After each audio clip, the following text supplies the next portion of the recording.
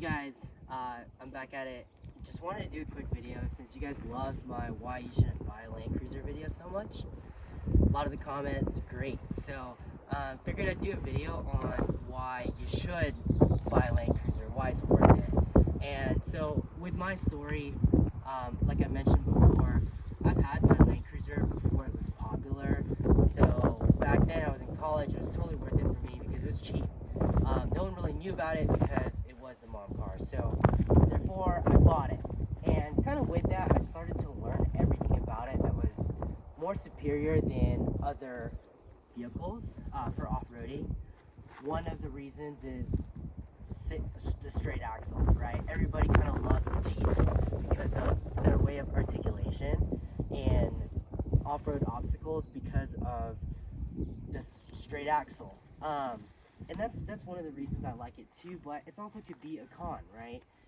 It's not as smooth when you're on the asphalt, but at the end of the day, I think I'd probably take this thing on more trips where I am on the asphalt more, but then I do need that extra articulation for the more crazy adventures that I would like to do, and this just kills it.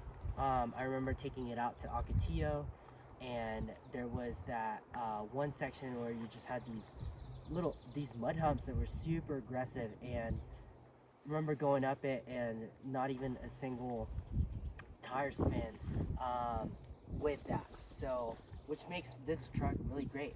And for a straight axle, it actually drives pretty comfortable. Now, it's not like your modern day truck or SUV, body on frame SUV. You're not going to get the same performance of comfortability, but I'd say it's doable, it's livable, and for my use, it's been the perfect like in between of ruggedness, but also comfortable. But also I'm younger, so maybe I could take the bumps a little bit better. I don't know. But come on around here. Like I said, the straight axle is probably the biggest thing.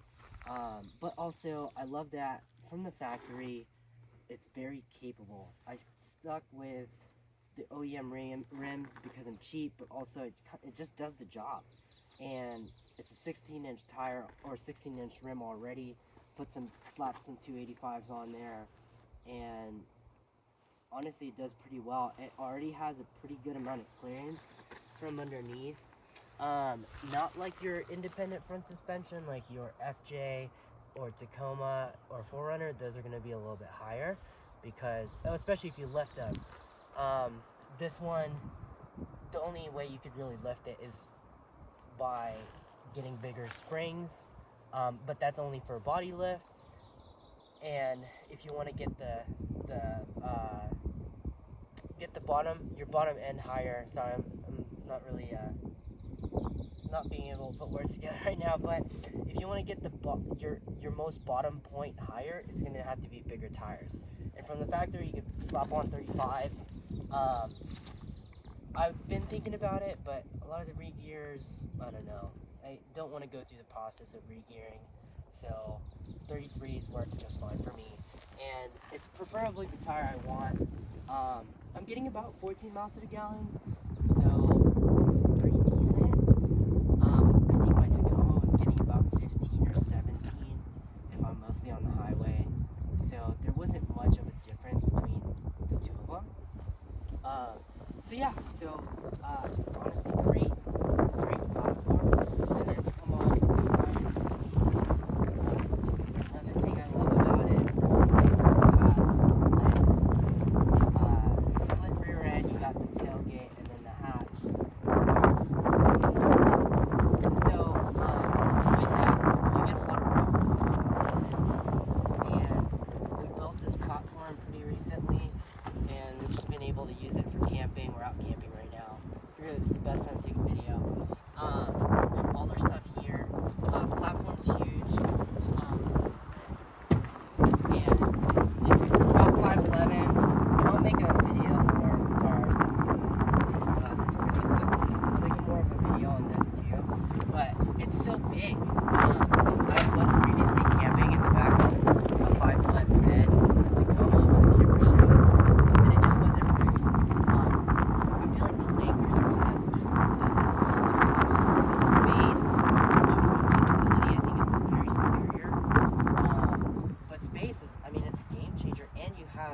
seats. You could put 5 seats, put the middle row in, that's 5, and then you could put the back row, which technically fits 8. For the older Land Cruisers, I know the new ones fit 7, 2 in the back. But I got the set with 8, so legally I have 3 seat belts, and I could put 8 people, but it's like 8 small people, really small people. But yeah, I mean, I think with knowing that, you're like, okay, like if you want to take your buddies out on a trip, they'll be fine in here.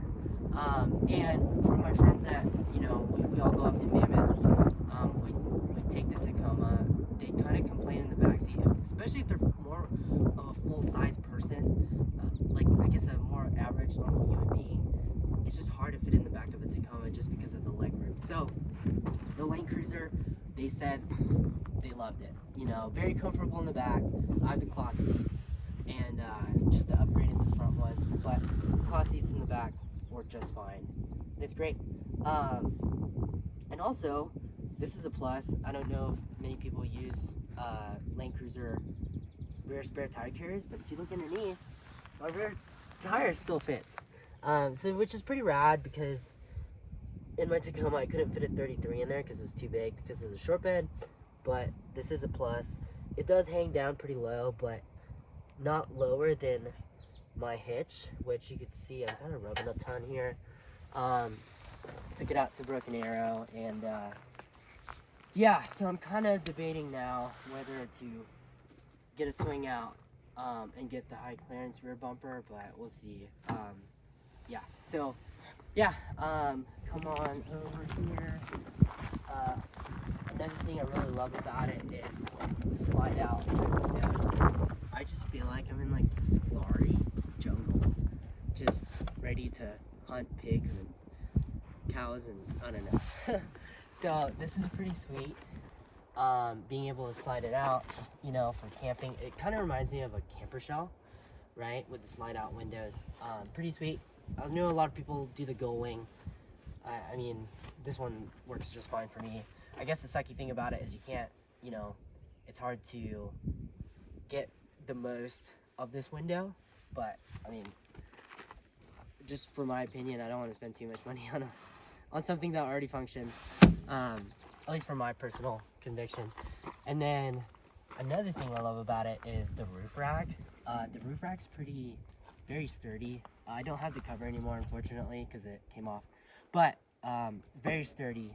I could stand up here if you have gutter racks. Then you could actually ride it all the way across, right? So you have all this space for roof rack space, right? And then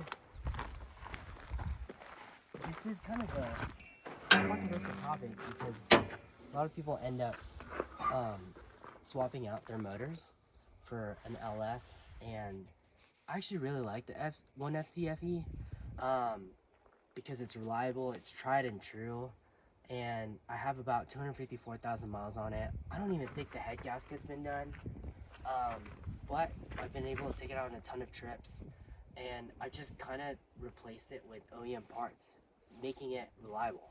I'm not fully done baselining it. I've done most of the baselining things, and you know, cooling system, fluids, and all that. There's a couple rubber components that I gotta still replace, like the suspension components, but for the most part, it's pretty much done, and it hasn't given me any issues at all since baselining. I think a lot of the trouble is you buy something that's a beater. I know this is something you guys talked about in my previous video, is like, hey, you gotta make sure you maintain it. It's just, I understand that, right? But once you have it maintained and it's all done and cleaned up, it runs really, really well. Motor isn't fast, it's pretty sluggish, but it has that bottom end torque that kind of makes up for it. But also, I feel like it's just at the lower end of being a modern vehicle, if that makes sense. What I mean by that is you can get fast enough to go pretty quick in a Land Cruiser. Quick as in relatively to a speed limit, right? So when you're just kind of cruising 65 miles an hour, 70 miles an hour, 75, you'll be fine.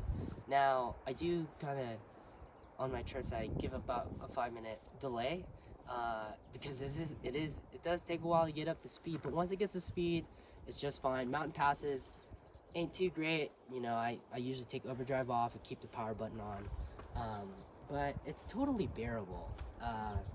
You know, yeah, do I wish it had a bigger motor? The V8 with the timing belt, I forgot what it's, the 2UZ, I think. Do I wish it had that? Sure, you know, I think I would suppose it's a superior motor, easier to work on, but this one's just as good.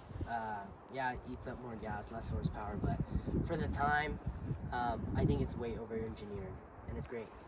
And last thing to say, my favorite part, probably out of the whole vehicle, which is why I got it, is the front and rear locker. So if you go underneath, so my rear locker locks, or my rear axle locks, my front axle locks, and my center diff locks. So because of that, the capabilities of this vehicle becomes endless. It's not perfect, and I'm sure, you know, because of the lack of bigger tires,